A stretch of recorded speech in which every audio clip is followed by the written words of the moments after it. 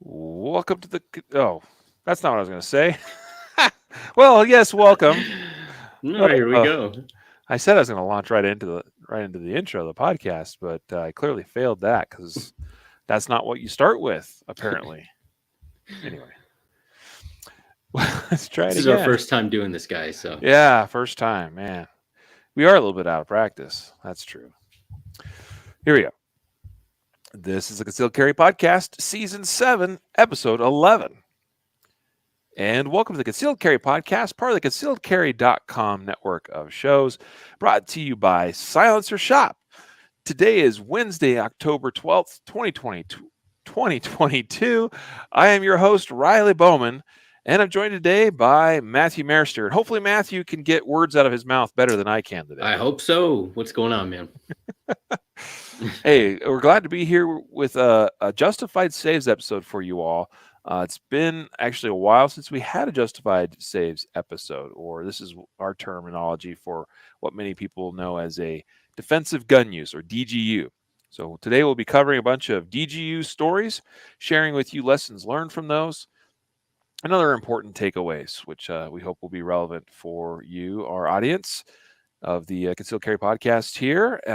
Glad to be with you again. 2 weeks in a row, we're doing podcasts. That's a win. Yeah, back to After back to almost normal. almost normal. Because what you don't know is behind the scenes, the house is burning down all around. As we continue to uh, do so many different things, especially since the launch of KSG Armory, the holster company. But anyway, we're glad to be with you all, guys. Today, the episode is sponsored by CCW Safe. They are our partners and our preferred choice for self-defense legal coverage. Please consider going to ccwsafe.com today and signing up. Podcast listeners get to use the discount code CC Podcast to save 10% off of a membership. And I believe that even applies for renewals if you're already a member. You feel free to let us know if I'm wrong about that, but I think that's correct. Also, Guardian Nation members, those of you that happen to be members of our special membership program, you can save 20% off with the Guardian Nation members only discount available in the members dashboard area. CCW Safe has been my preferred use, like I said, or plan for self-defense legal coverage for several years now. We just got done with the Guardian Conference where they were a presenting sponsor of our event. And I'll tell you, one of the things is it's really cool to be at our training conference and you've got the CEO and the founders and their chief, legal counsel. And I mean, even Andrew Branca does work with CCW Safe now as well. The whole team basically came out at different times, and sometimes all like Saturday night, we had everybody pretty much there, welcoming folks to our training conference and answering questions and rubbing shoulders and talking about what CCW Safe has to offer. They are just amazing, amazing human beings, and we're honored to be a part of that in some way by having them as sponsors of not only our conference but of this podcast. So, guys, please show your appreciation. If you appreciate the podcast, you can show your appreciation as well by supporting our sponsors, including CCW Safe. Again, ccwsafe.com. Today's episode is also sponsored by mountainmanmedical.com.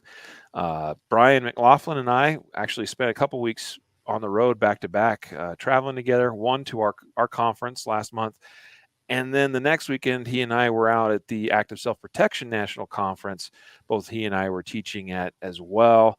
And I wanted to share a quick little story that on our way back from Manhattan, Kansas, where the ASP National Conference is held, it was late at night. It was like 1:30, 2 o'clock in the morning, something like that. We still had a little ways to go till we got home. We were trying to make it home after a long weekend of training and teaching, and kind of a straight shot there, taking turns driving, all that, and came up upon a multi-vehicle accident involving a semi-truck and a truck towing vehicles on it. And that semi-truck had rolled over on its side. And it was very apparent that like we were the first ones stopping. We were the first ones on the scene. And Brian and I knew what we had to do. We jumped out of the vehicle, grabbed our kits. He had his kit, which was a bit more comprehensive than mine. I grabbed my trauma kit, and we immediately ran over almost without any conversation or communication between us. I mean, there was just a quick acknowledgement of I was going this way and he was going that way. He went to attend to the driver of the semi truck. I went to the other vehicle that was involved. Fortunately, everybody was, for the most part, injury free. A couple of bumps and bruises and things, but nothing terribly serious. And we were thankful for that. But we were also thankful we had with us our training and also our Mountain Men Medical trauma kits. Guys, this is it's the second time this year I've responded to the scene of an accident with a trauma kit. And I know that many of you out there may not feel like you have the training or the expertise to put things into action. But you know what? When I responded to the accident scene earlier this year in February in Alabama, while I could have administered aid, and I did help out a little bit, but really what ended up happening is a off-duty firefighter who didn't have a trauma kit with him was also there to help. And I was like, hey, I've got a kit. You are a firefighter and EMT. And so, you know what? Sometimes your kits can be put to use by other people that maybe you're also responding, but simply do not have or forgot to bring with them their own medical safety products as well. So anyway, it's just something to take away and consider. Go to mountainmanmedical.com. Appreciate your business there. And of course, appreciate the sponsorship of Mountain Man Medical as well of this podcast. Bunch of you joining with us today live on YouTube and Facebook. Feel free, folks, to please share the podcast with, even if you're not on Facebook or YouTube, but please feel free to share the podcast with your friends and family. Hope to try to provide a service to you here and hope that you appreciate that. Let's get into our first story. Matthew, what do we got? All right, so this one is from Alaska. Now, we got two stories similar, a little bit different than our regular defensive gun uses. These are going to be against bears. So this first one's up from Alaska. A 9-year-old boy seriously injured in Alaska brown bear mauling. Bear shot dead by family member. Basically what happens, father, looks like a father-son. He's 41. The son is 9 years old. They're out near mile 36 of Glen Highway in the Matanuska Townsite Road. Don't know where that is, but if you are in Alaska, maybe you do. They're hunting out there and come across a sow and her cub. Probably not a good idea. They just stumble across while they're hunting, and this brown bear just mauls the child. The 41-year-old male who's with him, I'm assuming it's the father, sure hope so, shoots the bear and kills the bear. Both of them are treated at the hospital. It doesn't say that the man was injured, but I assume it says he was treated. So must have sustained some sort of injuries. Probably not as bad as the child, but so kills the bear. And then, this is just one of the stories. I put it in there because we talk about defensive gun uses in, against other humans. But sometimes we shared stories against people defending against, dogs that are mauling kids or other people. Bears, certainly, if you go hunting, that you probably take a handgun or some sort of firearm for protection against bears and things like that. So this is one of those stories. If he didn't have a firearm with him, child's probably dead, maybe him too. So. Oh yeah, absolutely. What a terrible thing. I mean, I've got a son that he's not quite 9, but he's not too far from that age. And I can only imagine being out in the wilds, trying to take my child out with me, enjoy the pleasures of hunting, which is a wonderful thing that, we are able to do. And to come across something like that and to have my child mauled by a creature like that, I mean, that'd be terrible. Yeah. Doesn't say what type of firearm was used. Not that that's particularly, it's not the ultimate thing here, but I would imagine perhaps a hunting rifle or something like that. We've discussed before on the podcast, there's quite a bit of interesting evidence, a lot of it put together by Dean Weingarten over at ammoland.com, talking about the success rate of standard handguns being used against bears of all types: polar bears, black bears, brown bears, uh, uh, grizzly bears. And the evidence would surprise you. I'm not saying that's what that this one would. I'm not saying this particular incident would fit into that category. But I when I go out in the backcountry, I've got bear spray with me, and I'm certainly ready and willing, and would prefer to use that if possible. But I'm also I'm packing heat too, Mhm. because definitely familiar with incidents here in the Rocky Mountain region, where we've got more grizzly bears. Not so much down here in Colorado, but where I grew up in, the western part of Wyoming, eastern part of Idaho, southwest corner of Montana.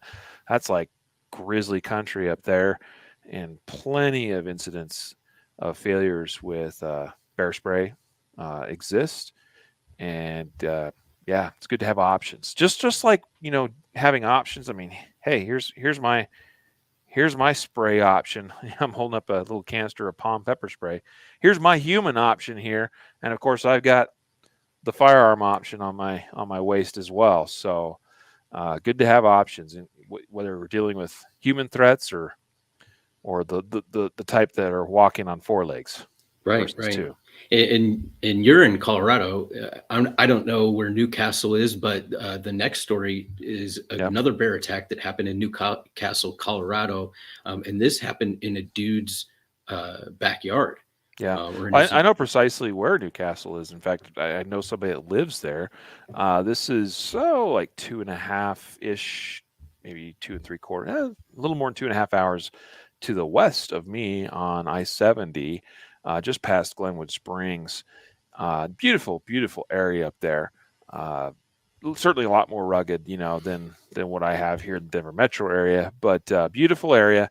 Man up there hears a bunch of noise out in his backyard. He goes out with a gun.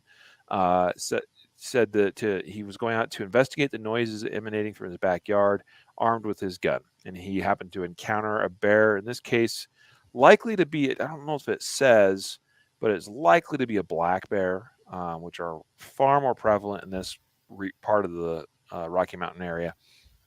But could have been a grizzly. There's reports, more and more reports of grizzlies spreading, back across the region here. But anyway, this man managed to grab his firearm and fire off 3 shots and scare the bear off. It says it's unknown if any of the shots hit their mark. And as of the most recent reporting, they did not find any evidence of the actual bear itself. But you know what? Hey, I mean, obviously, when we fire rounds, we want to be accountable to those rounds, and we want to make sure they impact our intended target. But at the same time, if we're in kind of a wide open rural area, there's nobody around, and the noise is what scares that bear off, well, I'll take that as a win too. Yeah. And it says here at the bottom of the story, this is the second bear attack in Newcastle this year. This is one of those things that kind of makes me wonder if it could be almost the same bear. Those sorts of things do tend to happen. Certain bears get a little bit too comfortable around humans, and discover that, hey, there's food and resources down at these humans' houses. Let's go investigate that and start causing problems. It's Yeah. unfortunate for these bears. A lot of times they end up being shot or euthanized, but such is life sometimes. Yeah, this one towards the end it says the victim stated he had seen a bear in his yard the past 2 nights, and this goes down at like 10:30 at night. And Right, right. I don't know, like I don't know about you, the crazy stuff. I mean, I got like maybe some coyotes that pass through my yard or something, right? But like, dude, if I've seen bears out in my backyard like 2 nights, and then I hear noise at 10:30 at night, I'm probably not going out to investigate. I probably have an idea That's of fair. what this is, and I'm just telling you, man, like people can call me, all the names in the. I'm probably not going out to confront a bear, especially if my aim isn't good enough to be able to shoot the thing. So I Yeah. mean, I don't know. Good that this guy survived and he didn't. He missed the bear apparently if he was aiming at it or not. But yeah, Hmm. I don't know. That's probably wouldn't. That wouldn't be my choice, but hey, it's just me. Well, that's something we talk about all the time on the podcast, especially talking about justified save stories. That's always an important consideration when there's incidents that are taking place outside of our home, and it's a tough thing, to there is it's actually human nature to a large degree that we're inherently very curious and even drawn to even to things of the macabre, like, Mhm. oh, there's something terrible going on here, I need to check that out. Like, that's a pretty innate um, thing that we all have to deal with, and that's a tough thing to resist. It's important to understand that, and give some thought ahead of time. Think about how you would handle these types of situations if you found yourself in one. Okay, and that's actually one of the reasons why we even share these stories. I feel Mhm. is to give people food for thought that you can consider now in the comfort and the safety of your home, your chair, your office, wherever it is that you're listening to or watching the podcast today, and just be thinking about that. Well, if this happened to me, or if I heard this bump or this loud noise, or somebody's breaking into my vehicle, or whatever it is, what would I do? How would I handle that? What's the best course of action? What's the most sure course of action in terms of dealing with a problem, but also taking care of numero uno, Mhm. right? Because chances are, I mean, there's certainly examples. There's usually a couple stories every year of bears breaking into people's homes. So things certainly can escalate, but probably by and large, most these types of incidents is if you just let the bear do its thing, it's going to do its thing and then leave.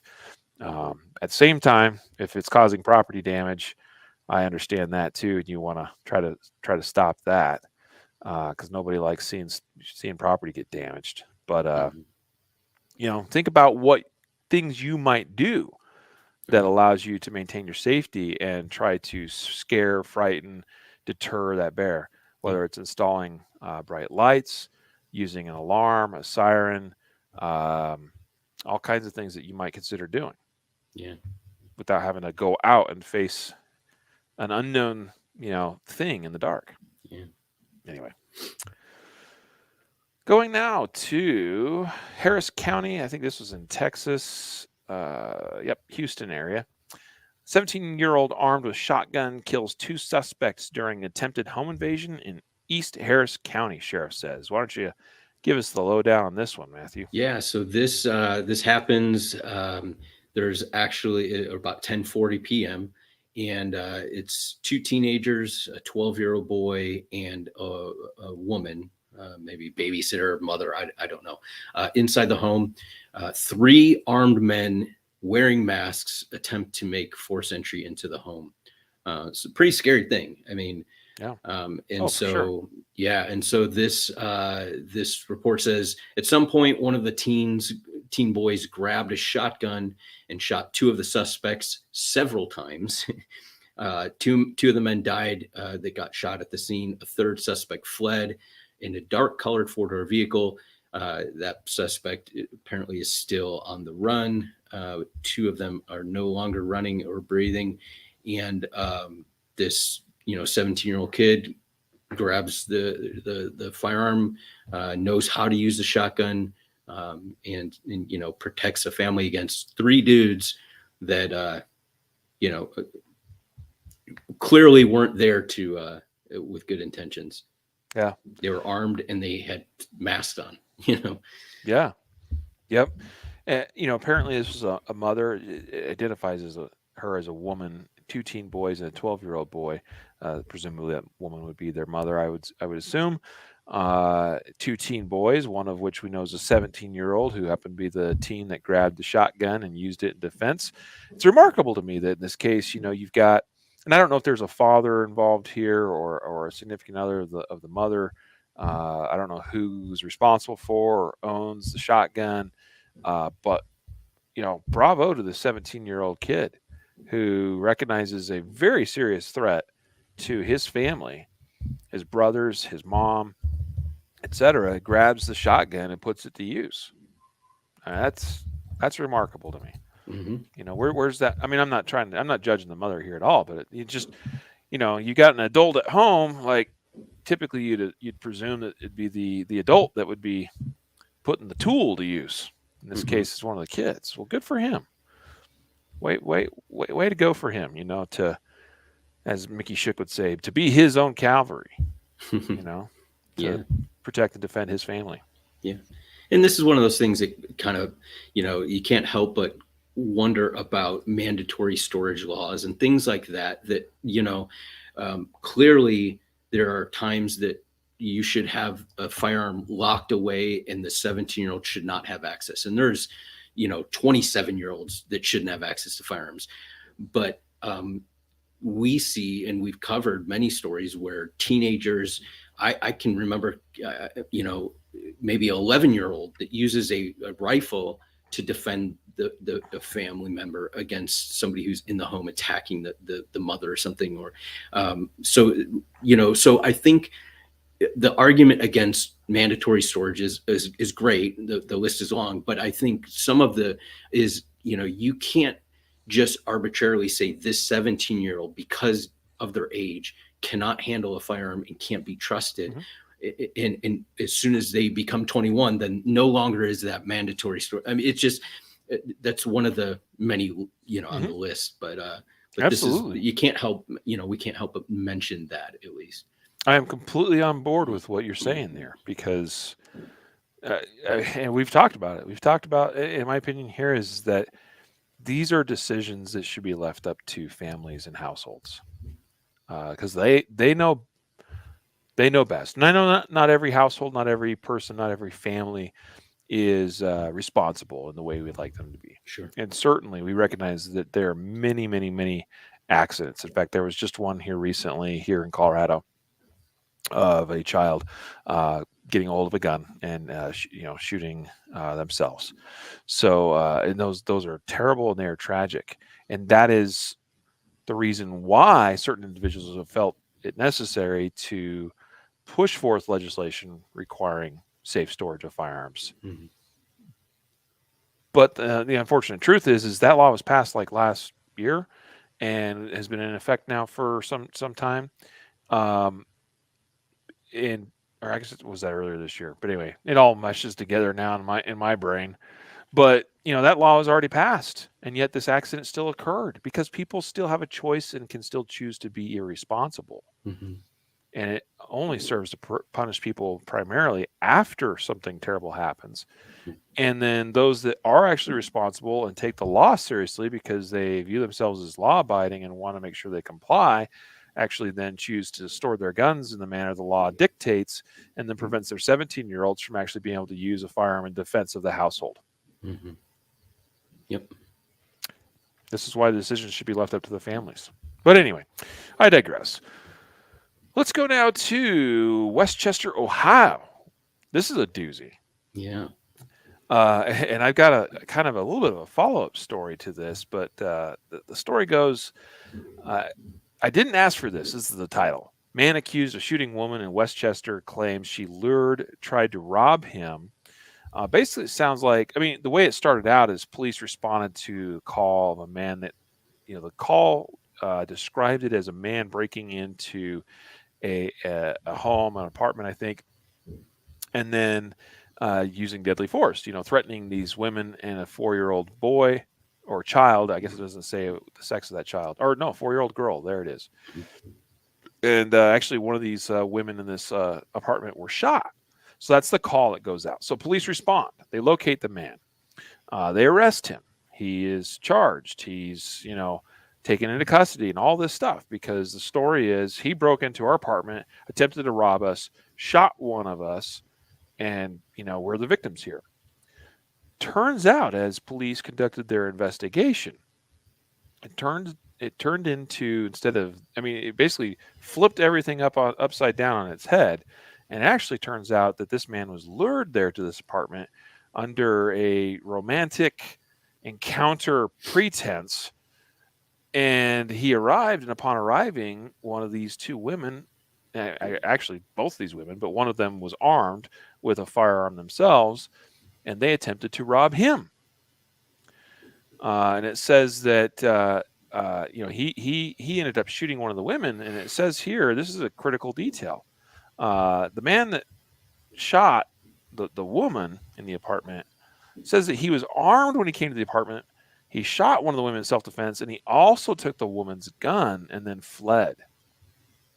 And this is where it becomes so important that when you're involved in an encounter of any kind, especially if a firearm is involved, not necessarily even shots being fired. Like I'm remembering an incident here in Colorado a number of years ago. This was told to me by a U.S. Law Shield representative, and I remember them explaining how a gentleman here was involved in some kind of road rage type incident, and upon exiting his vehicle, his gun was, I think he was either carrying openly or his shirt, had ridden up and had exposed his gun. He never touched the gun, never drew the gun, but the individual that was the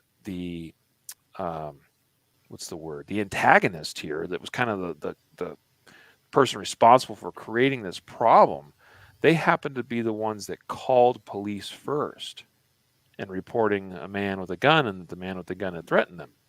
Well, who were police to believe? Well, they get a call, and the first call that comes in sounds pretty believable.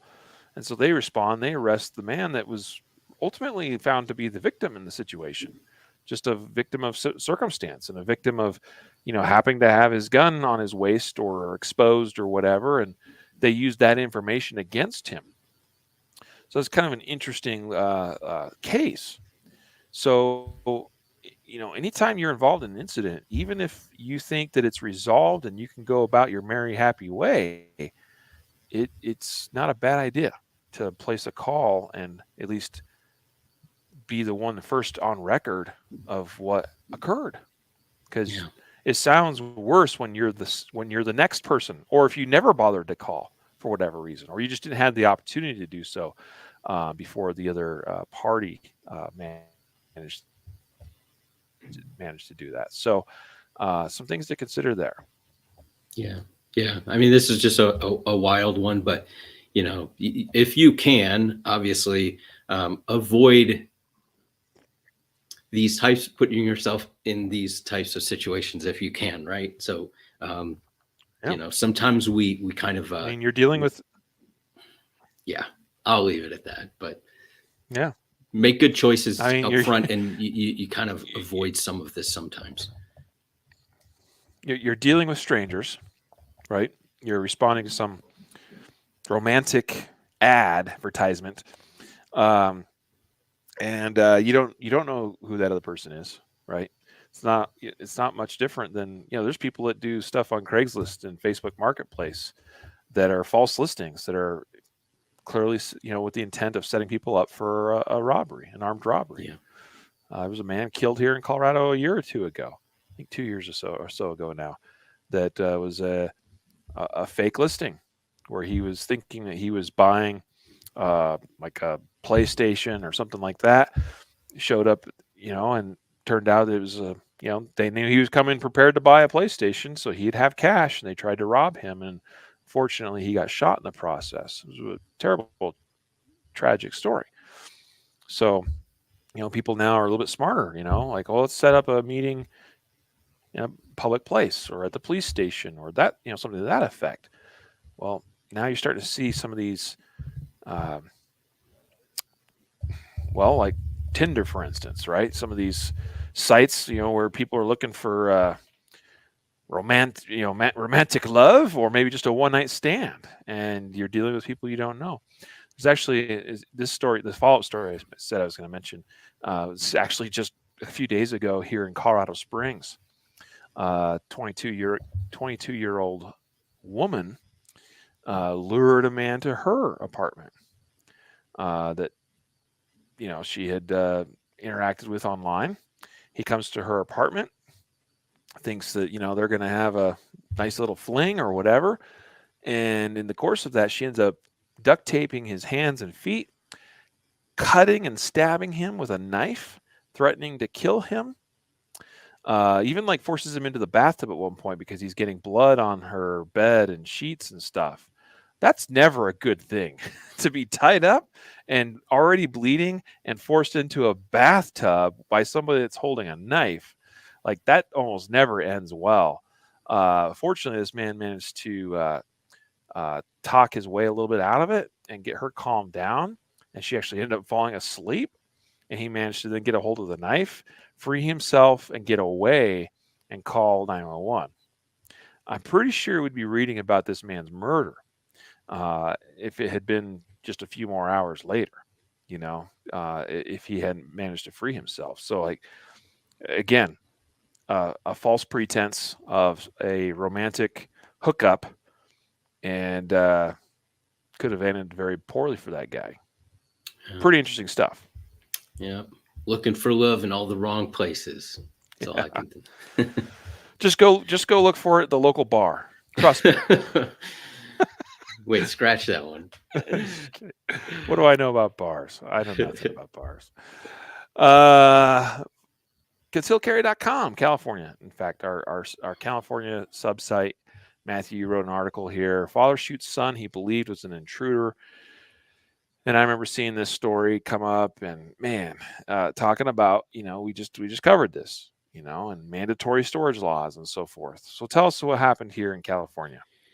Yeah, so basically, what happens? This happens at like 2:30 in the morning in Merced, California, and family is asleep.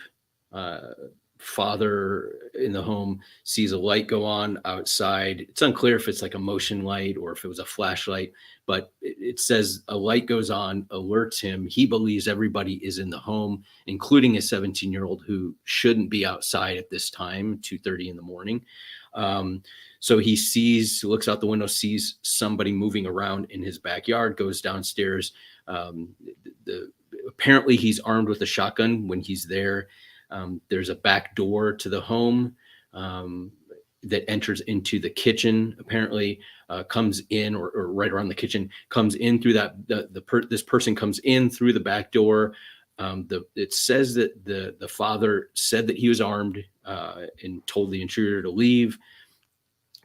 But the intruder continued to come inside the home, and he shoots one round from his shotgun, strikes the boy in the arm, thigh, and I think maybe like a stomach or something like that.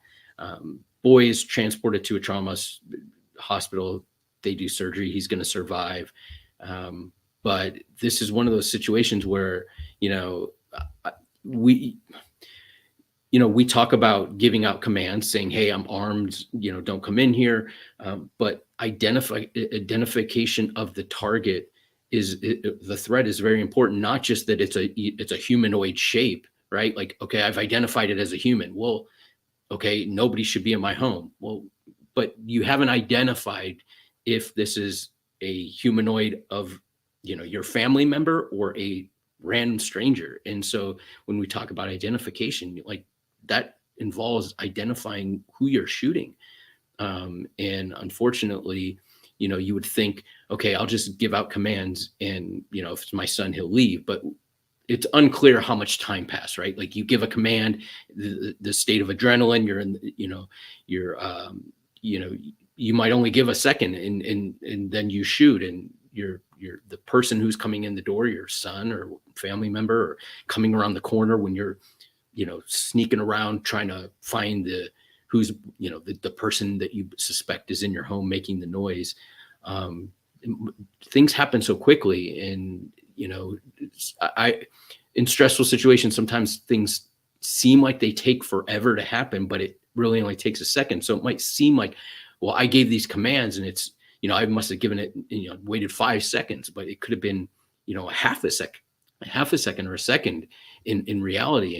And that person just doesn't have enough time. So having a handheld flashlight, using lights, verbal and being able to observe what's going on, gives you the ability not to shoot, a loved one, family member. And we see this happen. I don't want to say quite often, but too often. I think we could say that. So, just one of those stories.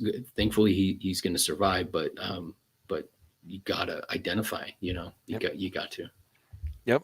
Yeah. It's darn triple S disease. It's far too prevalent. People shooting at shapes, shadows, and sounds. I remember when Jacob and I first covered that years ago and did a whole podcast episode on it, I believe. Um, there's so many unfortunate stories that come to mind. I remember covering a story. It was in Castle Rock, Colorado, here of a man shooting his wife. I remember one of a father shooting his daughter, who came home from school at an unexpected hour. There's take those. There's another one of a husband shooting his wife in the ear. That he just woke up and saw her kind of like over, kind of hanging over him or in the room, in front of him, and fires a shot at her and narrowly misses her head, clips her ear. I mean, there's just multiply these stories by 5, by 10, by 50. Um, we've talked about quite a few over the years. Positively identifying your target that you're about to point a gun at is absolutely essential. Some people will talk like, well, but what if the time it takes for me to grab my light and identify that threat, potential threat, what if the time it takes to do that costs me my life? And this may not be a popular viewpoint, but my buddy Chris Seipert of Citizens Defense Research also said something pretty similar recently. You know what? That is the cost of doing business, potentially. Meaning that is what we ultimately are responsible with, is this responsibility of only pointing, drawing, and shooting a gun at something that we've identified is in fact a shootable target, meaning a threat in the context of self-defense and concealed carry. And if that means that there's a significant amount of hesitancy because we have to be sure, and that verification, that confirmation of that threat costs us time and possibly gets us shot or wounded or killed, that's a cost of doing business. That's a cost of being a good guy. That's a cost of being on the defensive and on the offensive. And that's not a popular viewpoint amongst certain folks and within certain crowds. But that's the reality, I think, that responsible self-defenders and concealed carriers are faced with, is that we must identify what we are about to point a gun at and shoot. Yeah. And I'll just say this, like, uh, because we go through these stories all the time, and I say this quite a bit, but the stories that make it to the show, there's at least that many that I read through that don't make it. And so I read a lot of these, these incidents, and many of the times the person who was forced to make a split-second decision did things that tactically forced them to be in that situation. Like, they had the ability, had they listened to read some subject matter experts in how to set up your home to be able to defend better, in order, how to tactically approach somebody who you believe is a threat to you, or might be in your home or might be outside your home lurking around.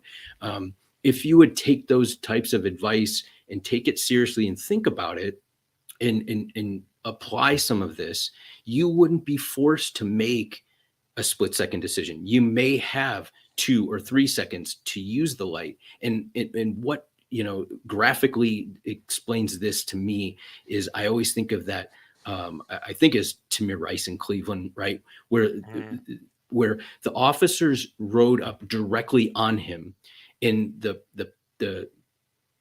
officer that gets out of the passenger side is like 5 feet away from this kid who has a firearm, and Certainly is appeared that way. right, and is forced to make a split-second decision, where if they would have parked 100 feet away or 200 feet away, that would have given them time. Now, I'm not Monday morning quarterbacking that, and it has nothing to do with, what happened with that. I'm just saying, like, the way, and sometimes it's inevitable, right? Like you might just be coming around the corner and all of a sudden somebody is breaking into your home and you have no idea.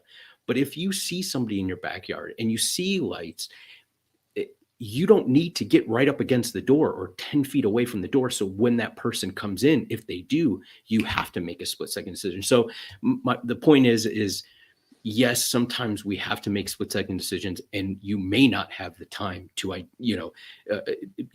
using the light may be what ends up costing you your life. But oftentimes, if we do a little bit, if our tactics or our approach is better, we give ourselves the ability to have more time. And that's kind of what I'm hoping You people hit the think. nail on the head with that statement right there. So I think we should leave it there and move on to the next one since we still have a bunch to cover. Sure, But sure, sure. that is spot on. That is spot on, my friend. CWBChicago.com reports concealed carry holder shoots burglar in Chinatown. It says prosecutors here state that a concealed carry holder shot a burglar who charged at him when he returned to his home in Chinatown, Chicago on Monday evening. Now the burglar is hospitalized and charged with a felony. Police responded to the victim's home. It was around 6:30 p.m. Found the burglar with a gunshot wound to his abdomen. The homeowner, who's 32 years old, told police that he saw his garage door open and a bike leaning against the garage when he returned home. When he peeked into the garage's side door, the burglar, the intruder here, charged at him. The victim took a step back, pulled out his gun, and shot him once in the abdomen.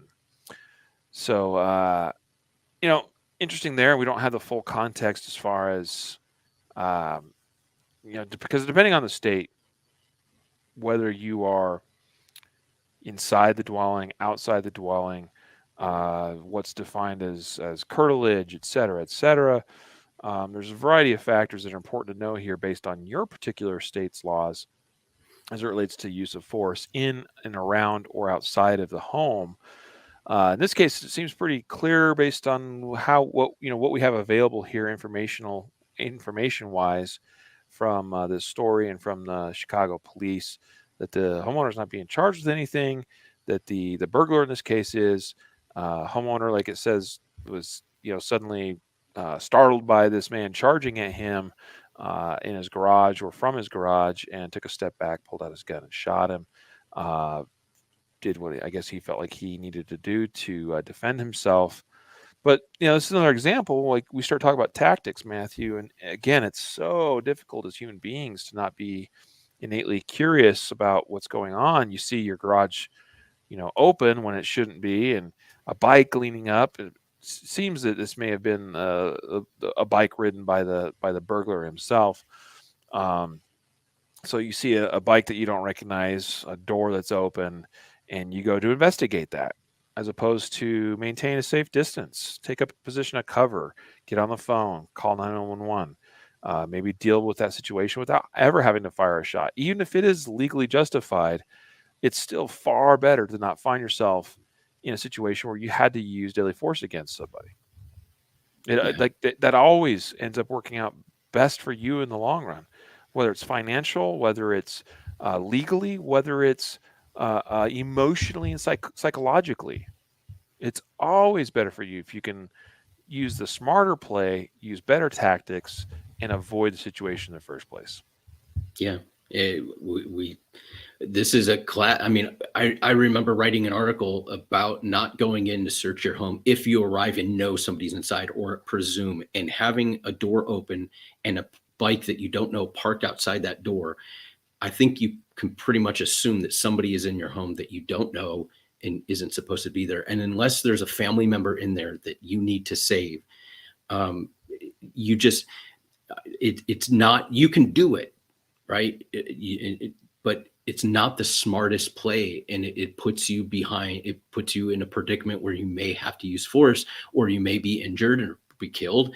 And I just, I get, like, every time that post gets published, there's people that comment like, "Oh, that's my house. I know it better than the bad guy. And I'm telling you, clearing your own home, even though you know everything about it by yourself, is very dangerous and it's very difficult. And the person who's in there probably already knows, saw you pull up into the driveway. And if they are there by themselves or multiple people, they're waiting for you. And it doesn't take much, very, tactics to hide behind a corner or a door and wait for somebody to come in. I don't care how well you know your home.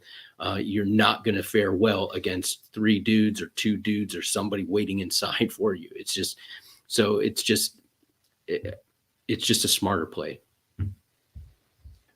Agreed. Agreed. Now we come to a story out of North Glen, Colorado. I'm going to let you take the lead on sharing details from this one, Matthew, and I'll probably add a little bit of context as well. But this is one that was uh, relatively close to home for me. I mean, it's on the complete opposite side of the Denver metro area from where I live. Actually, probably not terribly far from where director of training at Mount Medical lives, Brian McLaughlin. But basically, the headline here is police say semi-automatic gun, machete used in North Glen burglary before teens were shot. Yeah, so this is kind of a related, there's two different stories that we put in the show notes, but basically what ends up happening is these teens are going and doing home burglaries. They burglarize one home, and while they are burglarizing, they leave that home while they're burglarizing another home. The original homeowner gets there, finds that their home's been burglarized, calls the police, and they're like, "Hey, we're going to be a little bit delayed. We're actually dealing with a high priority call, which was them um, responding to a situation where so, where they broke into this home, and they end up getting shot. Um, so basically, what ends up happening is they find that these teens were doing a series of burglaries in the area. One of them had, it says, a semi-automatic gun. In the other story, it says that one had a handgun and the other one had a machete. But yeah, they were killed by the second home, or one of the homes that they subsequently broke into, killed by the homeowner.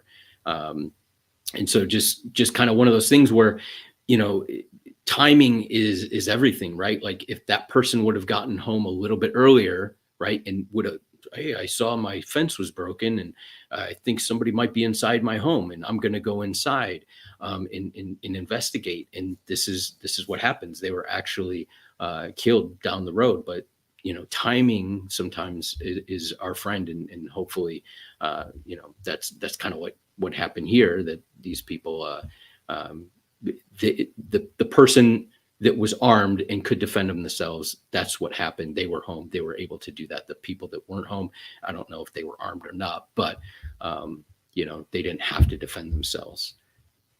Yeah, yeah. So this is well, okay. So what's relevant here is when this story first came out, was we just heard about two teens apparently trying to break into properties, apparently breaking their way through a fence and entering into somebody's backyard, were shot, and that shots were exchanged. Was not a lot of details. You hear shots exchanged and you immediately think, well, they probably, uh, the teens, or one of the teens probably was in fact armed with a gun. That's pretty hard to exchange shots if both parties aren't armed that way. But this news story was good to see come out with a little bit more clarification, letting us know that in fact one of these like 15, 16-year-old kids was armed with a handgun, and that in fact shots were exchanged. And that's incredibly relevant, because actually I just saw in a related story to this one, Matthew, that the family of one of the teens that was killed, has come out and publicly spoken to the media and saying they want answers, and how this was their beautiful child, and he was a good kid, and he was a great big brother to his siblings, and all this stuff. And it's like, well, you know what? Your son, unfortunately, was breaking into people's house.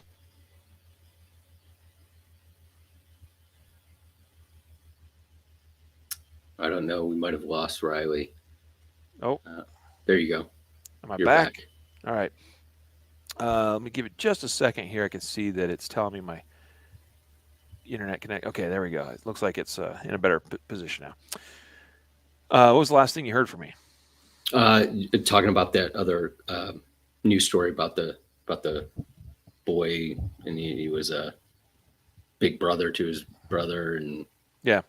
So I mean, his family's come out saying, how he's a good kid, and it's terrible that he was shot. That the homeowner in this case, shouldn't have shot him dead. He's just, he probably could have told him to go away, and he would have left, and all would have been well. Except the problem here is that this kid actually was carrying a weapon, and shots were exchanged. So I mean, it kind of tells you all you need to know.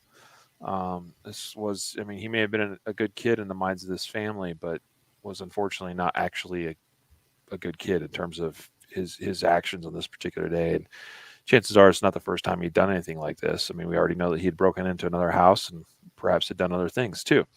Another story I included in the links. I'm not sure if everybody's going to be able to pull it up on the Denver Post, because sometimes Denver Post, wants to force you to try to subscribe and all this stuff. But I was able to get it up, and it just had a couple other details I thought were really relevant here. And it says, is actually really specific in this Denver Post story, where it talked again about these two teens, one of them having a semi-automatic handgun, one having a machete, that there was an exchange of gunfire with the resident, and that it says items from a nearby burglary, including an airsoft gun, were recovered from the backyard. The airsoft gun was not a factor in the shooting. And then it all goes on to say that both the handgun and machete were recovered from the scene. So it seems to indicate that there was also an airsoft gun involved, but that there was also a real handgun, which was actually what was used by one of these teens in the commission of this crime. And that's a really important factor, because regardless of, like you talked about, and we've talked already in this episode a couple of times about, the importance of using smart, wise, prudent tactics, about not going in search of problems, about not investigating things we don't have to investigate, and so on and so forth. And that perhaps the homeowner here didn't need to, be checking out what was going on in his backyard.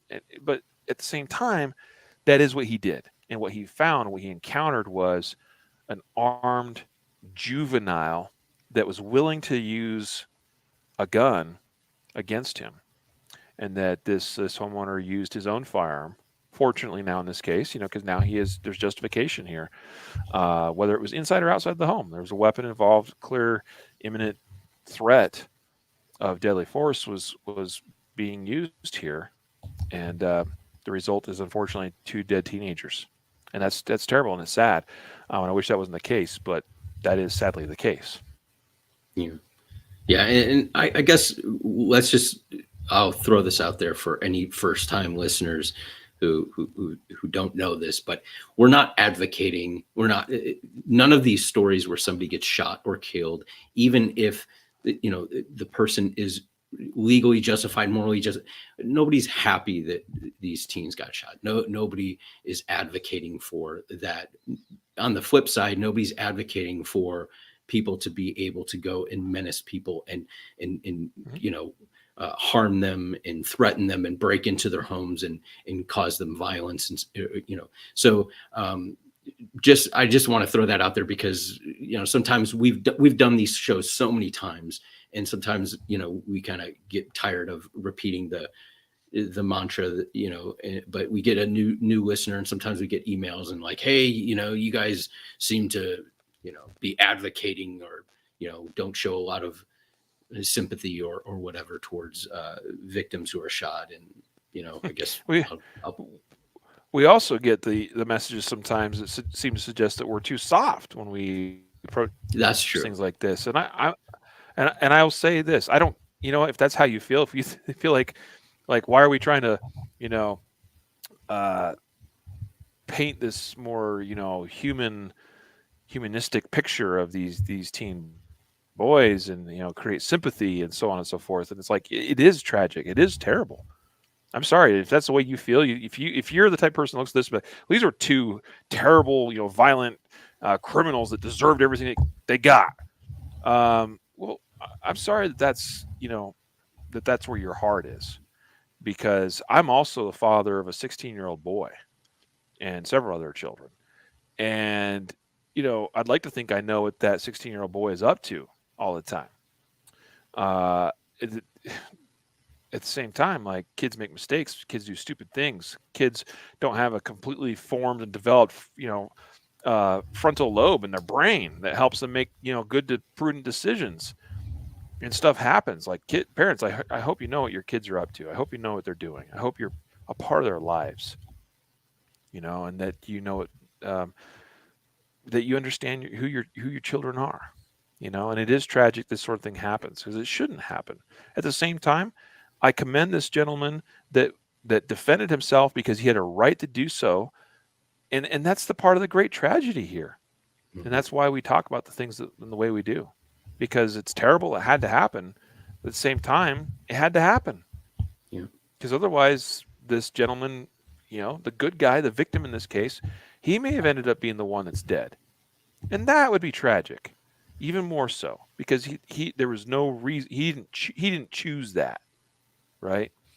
And so anyway, these are difficult things, and uh, I think what I'd like to try to communicate is like the right attitude for concealed carrier is that we shouldn't be wishful for the opportunity to shoot somebody, even if they deserve it, because that's the wrong attitude to have, in my opinion.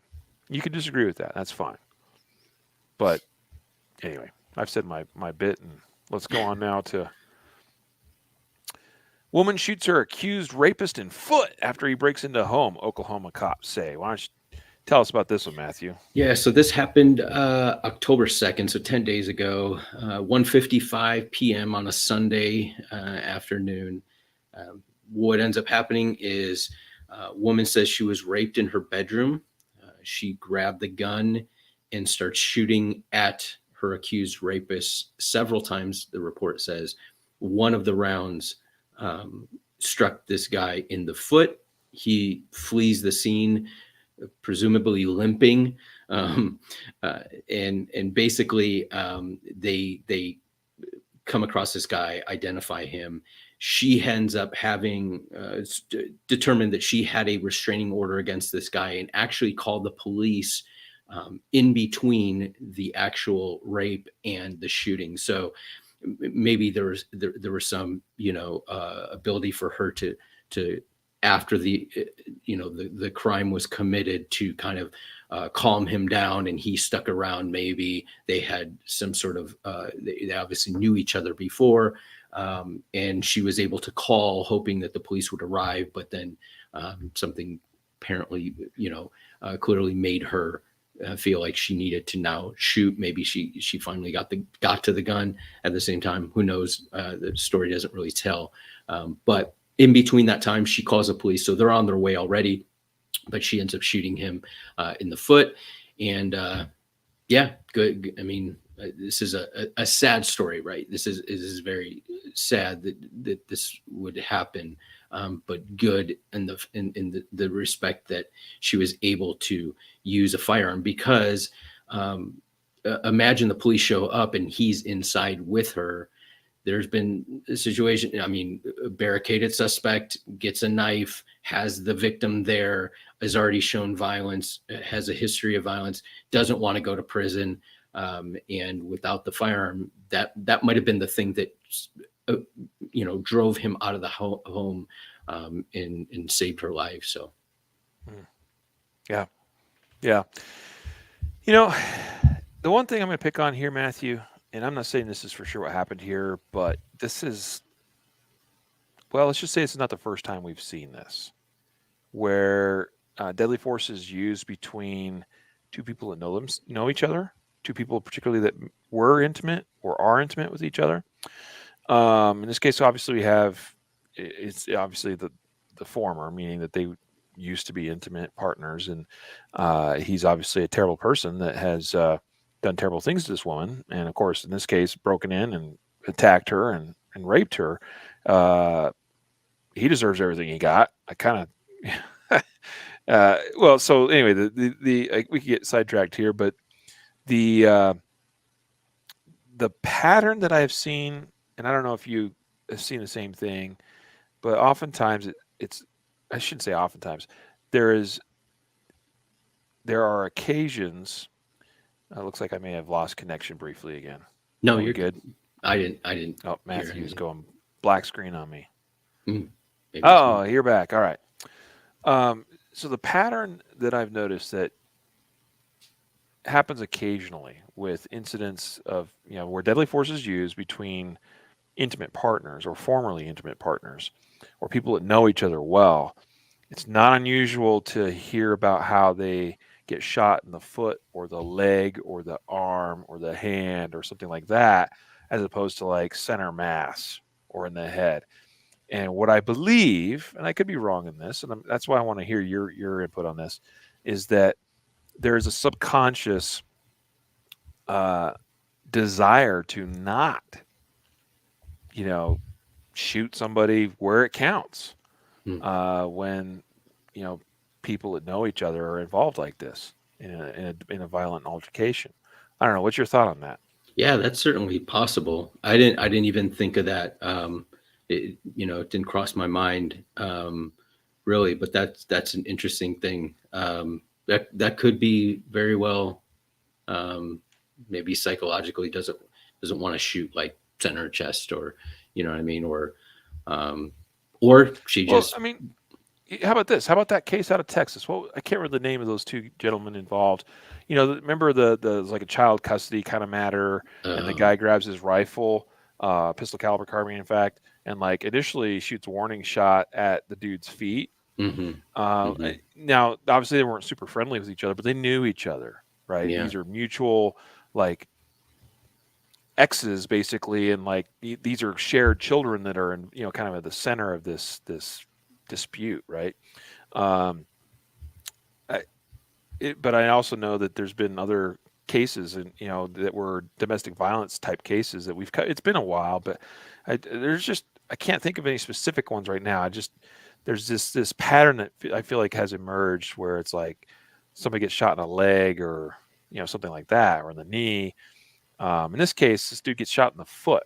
Well, the foot's a long ways away from like where we normally train to shoot. yeah, So that's why I'm like, I and, kind and of wonder if this was a I'm gonna fire some shots, kind of low because I'm trying to scare him, get him yeah, to leave.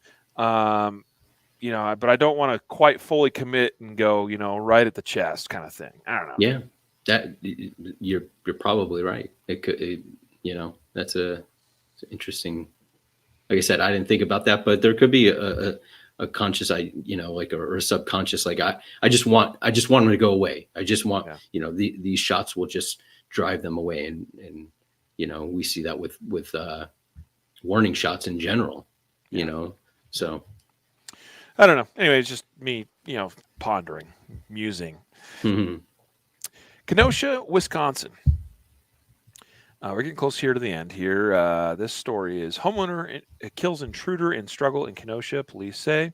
This one's pretty interesting. There's some video that accompanies this as well. I mean, there's not a ton there that you can really see or make out, but apparently on somebody's outdoor home security type camera, you do see that the intruder he's across the street, a good ways, probably 200 feet plus away, uh, in some kind of altercation with a neighbor there. But what happened here is that around 7:20 p.m., police got a call about a man in this neighborhood. Apparently, and it looks like a nice neighborhood. You know, uh, people start calling in. They're saying basically there's a crazy man. As far as we know, there's a guy out there that's damaging cars at random, is what the call is, and also trying to break into houses. And he was unsuccessful until he was able to force his way into one house where he got into a physical struggle with the homeowner who killed the intruder. Now, it's not super obvious from this written article, but if you watch the video, there's reference to one of the calls that's made, and there's a lot of blood, and that somebody was stabbed. So it kind of sounds like that the homeowner that killed this intruder did so not by a gun, but by using a knife or some other kind of stabbing implement, which is that's pretty gnarly, no matter who you are. But this is a wild incident, because here you are in this normally quiet, uh, respectable neighborhood, and everybody's just doing their thing and enjoying life. And next thing you know, you got a random guy in the neighborhood damaging property and trying to break his way into people's houses. I think the reality is that this kind of thing can happen almost no matter who you are and almost no matter where you live. Yeah. And that's important to remember and to recognize.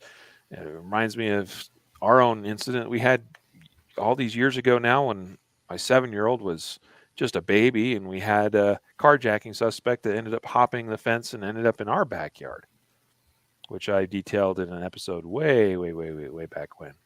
Um, that was an eye opener for me because it was like, holy cow, this kind of thing can happen even in my neighborhood that I previously thought of as being relatively quiet, safe, and secure. Yeah. So, this is why you got to be ready all the time. This is why I carry pretty much every waking moment of the day, or at least have something nearby. So, Yeah, and I think this I'm just speculating, but I think that there might have been some either drug or mental issue with the suspect here. But it says that he was damaging cars and trying to get into homes. So this wasn't a targeted attack on this person. It wasn't it wasn't, hey, I'm going to break into this home because I saw that they left a plasma TV box outside and I want the TV. This was a dude who was just trying to get into any home, and this is happening at 7:20 p.m. So it's not in the middle of the night. It's in the late afternoon, early evening. And this is sometimes I've had friends come over and kind of in some people that have done work inside my home kind of freak out a little bit because as soon as the person comes in and I close the door, I lock the door behind them. Some people don't feel really comfortable with that, but it's just because, and I don't live in the hood, but I am in a habit of all the doors remain locked all the time. I let somebody in and I lock the door behind them, not because they can't get out, but because you know, this person was obviously trying to get into several homes and the doors were locked or they would have gotten in. And apparently, eventually they find a door that's unlocked. And, it's just one of those things. So, just we talked about kind of a security posture or the things that you do prior to shooting buy you time or give you options. And certainly locking your doors gives you the ability to, certainly this guy could have kicked in the door, but if he had done that, they would have been alerted. So, those types of things, locking your doors, locking your windows, not opening your door without knowing who's there, all those types of things that we talk about all the time. Give you options and give you time and help give you a better chance of survival. yeah, yeah, right on, man. Appreciate your further input on that. Uh, one more story. Why don't you share this one with us, Matthew? Washington woman shoots two burglars breaking into her home. Yeah, so this is a Washington woman shot two burglars who tried to break into her home early Thursday morning. Two males attempted to gain entry into the woman's residence around 4 a.m. So this is middle of the night. Homeowner confronts them and shoots them. That's, pretty much cut and dry. It's all we really get, other than one interesting thing that I thought was of note was one of the suspects deployed pepper spray in the exchange. Um, One of the suspects was injured severely, transported to the hospital in critical condition. The other suspect walked off with unknown injuries. I just thought it was interesting that they had pepper spray on them. Certainly, suspects are armed, and we presume that they're coming with a knife or a gun or something. But pepper spray is pretty easy to get a hold of, and so I think about, well, how many people understand the effects of pepper spray? If that pepper spray sprayed in anywhere in the home, it's gonna, indoors, you're gonna be affected by it. So, understanding the effects of pepper spray, even if you don't use it, even if you don't carry it, could help you, in a case where it is deployed in a maybe somebody defending themselves in a movie theater or in a store uses pepper spray to defend themselves and the situation escalates and you just happen to be there. But just understanding pepper spray, what it can do, what it doesn't do, I think, that just kind of popped out when I read that little line. Yeah. Yeah, no, I that was exactly what I picked up on as well. It was like, that's interesting. Although not totally out of nowhere. I would say in relatively recent history, especially, it's been something I've noticed a little more of since the riots of 2020. That I've seen, there was plenty of video footage during all those riots that took place in April, May, June, July of 2020, and so forth. That where people running around the streets, involved in. I'm not talking about like people that were carrying this for defense, but involved in rioting and looting and other violent acts. Were carrying and using and deploying pepper spray themselves, even while sometimes police were using it against them. Um, and there's been a few other instances here and there of we haven't really covered it in a DGU story that I recall, but I I know I've seen a few instances in the last couple of years of crimes that were being committed by individuals that happen to be carrying some of this stuff here, some of this pepper spray, like what I've got here. So it's good to know about, like you said. I would certainly advocate for anybody listening that you consider taking an OC spray class.